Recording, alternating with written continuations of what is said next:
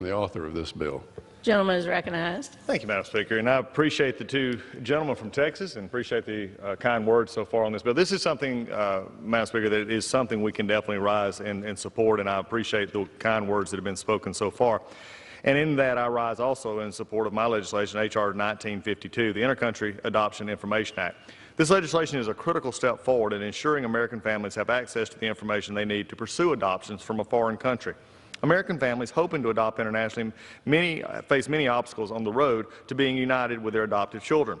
Too often, these challenges require the parents to navigate confusing and complicated foreign adoption practices.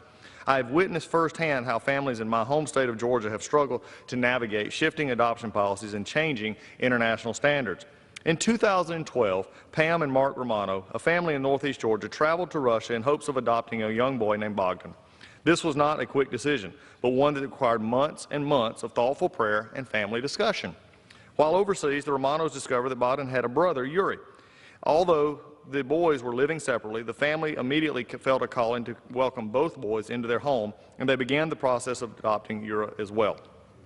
The Romanos were in the midst of the adoption process when Russia instituted a ban on adoptions to the United States, tragically halting the Romanos from bringing both Bogdan and Yuri home to Georgia. The Romanos were, of course, left completely devastated.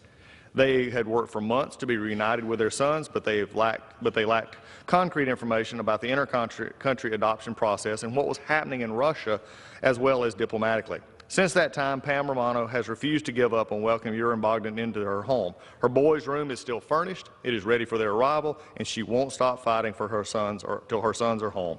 Pam and her family have been tireless advocates for their sons, but families across the country who are facing similar threats, they have also taken up their cause. Today, American families like the Romanos are still in need of the most accurate and up-to-date information as they labor to bring their adoptive children into loving homes. Changing foreign practices can leave the adoptive parents heartbroken and desperately seeking answers as they pursue intercountry adoption. The Intercountry Adoption Information Act takes steps to shrink this information gap by ensuring families pursuing intercountry adoptions are equipped with more thorough outlook on the status of the intercountry adoptions in specific countries and on the State Department's actions to resume adoptions that are currently remain stalled. I would like to thank the chairman of the committee, Chairman Engel, the ranking member McCall on Foreign Affairs for moving this critical bill forward. But I'd also like to take my co-sponsors, Representatives Langman, Fitzpatrick, Lamborn, Lynch, Smith, and others for their steadfast commitment to advocating on behalf of these loving families and innocent children in need of a home.